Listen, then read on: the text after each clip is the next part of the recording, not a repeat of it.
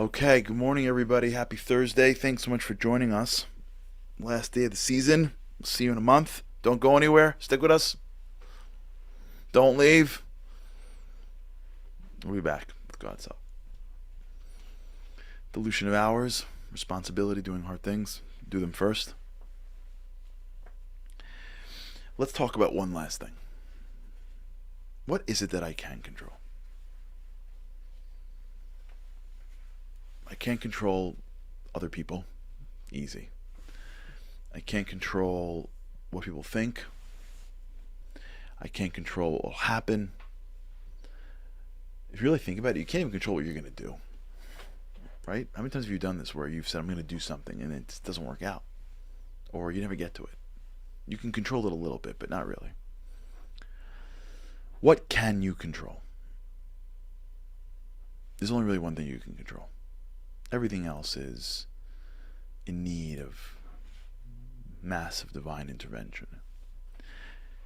The one thing that you can control is your desire, your intention. In Hebrew, this is called your ratzon. What happens sometimes in life is that we skip the step of desire. We sort of navigate life without intention. We do things without intention. We parent without intention. We work without intention. We engage in rituals without intention. We just do them. And in doing them, they're not effective. They're not powerful. The area that is almost uniquely given to us to control is not necessarily what we do or say, because that really requires more divine help. But the area that I believe he gives us is what I want. What I really want. Not what I'd like. What I want. You know, every day we have this prayer called Ashrei. And in the prayer, there's a line, maybe the most powerful or most famous of the lines. It says, I'll say it in Hebrew and I'll translate it. It says, Potech et yadecha. God opens his hands. Masbia, and he's satisfied. L'chol chai ratzon, to all the living desire. In many ways, the way you read that is, what he satisfies is the desires. You could do something, but you don't really want it.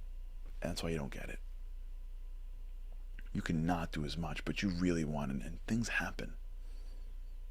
The world, in many ways, falls to the desires of people. And you see this all the time. Those who want it more win. We skip the step of articulating our desires. We skip the step. We're too busy. We get on the treadmill too early to have any articulate intention. We don't slow down before a meeting and create an intention. I want this to go like this. I want this to go well. Give me the words. We don't go home and have a clear desire to connect. We don't live our lives with intention. And as a result, the hours dilute.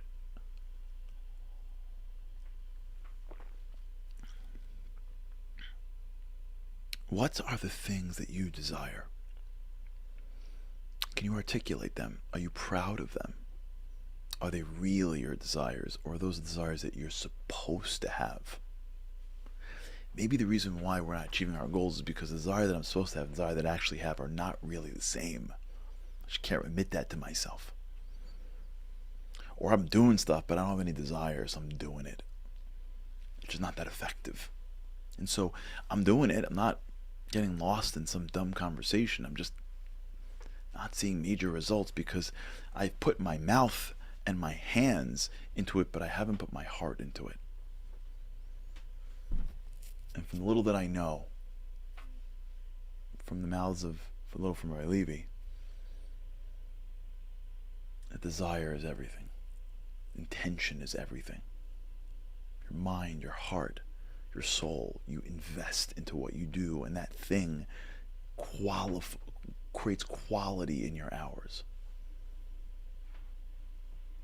If if you want your minutes to be filled with quality, you have to make sure your minutes are intentional. Slow down so that you get the right shot. Adjust your scope. Be intentional so that when you fire at the target. And if we realize that the most precious thing we have is the minute before us, we realize that we have to worry about all those dilutive things. And we have to realize that we have to engage in our bodies to engage in hard things, but then realize that really, really, really, if I want my minutes to be qualitative, I gotta put my heart into them. Be fully present. Be all in. Switch task. Think before I do. Think before I act. Think before I speak. Intentionally ask myself what I'm trying to accomplish. Put my desires, articulate my desire before I walk into the situation. Be a person of intention. And what we'll find is that each minute will be more powerful than the next, in my opinion.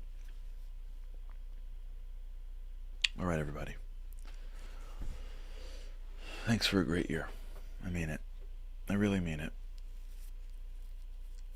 I've been really encouraged by many of your texts and emails and messages, and God's help. I don't take that lightly. I don't take your attention lightly. I mean it. I appreciate it. Every minute you give us is valued, and I hope that you felt that, because it's what our intention is.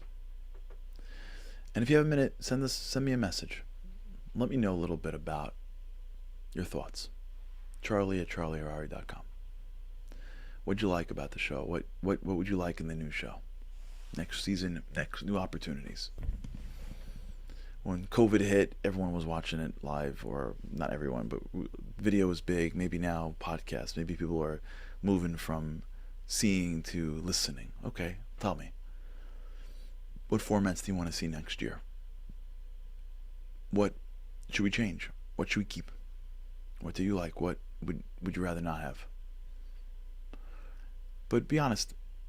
I want to hear. We're going to go back to the drawing board, so to speak, as we always do. Try to understand what we can do to give you more value with God's help, and see if we can. Are there more things we should be doing when we talk about topics, posting or sharing, or should we be talking about things differently? Should we be bringing in guests? Should we be spending more time on a topic or less? Are there topics that you liked or didn't? Take a minute over the next month, if you don't mind, and reach out. Charlie@charlieharari.com. I'd love to hear from you. Thanks so much, really. Thanks for being there. Thanks for creating an opportunity for us to take a few minutes a day and try to deepen. Of course, there's nothing that I've said that is not from God, I hope, right? I'm trying to channel as much as I can, but no one should take anything that I said that I have anything, I don't, that I know anything, I don't, that I have succeeded in anything, I haven't. I'm just a regular guy. And I only pray that the words that I said over the past year was beloved by God and by you.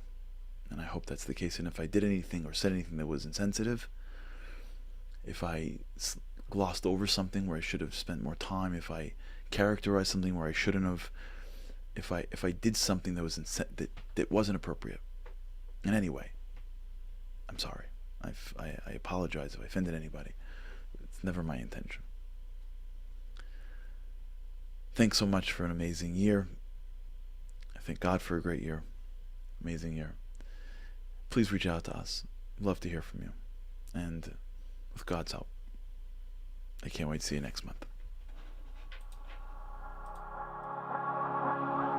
Living on a lifeline, the world doesn't ever seem to change. Looking for the sunshine, but you're caught up in the rain. It's like your eyes are wide open, but you cannot see. You're watching life pass you by like 1, 2, 3. Walking in destruction, the winds of life blur your vision. All the devastation forever feels like you're on the run. It's time No one else can set you free, you're locked inside, and only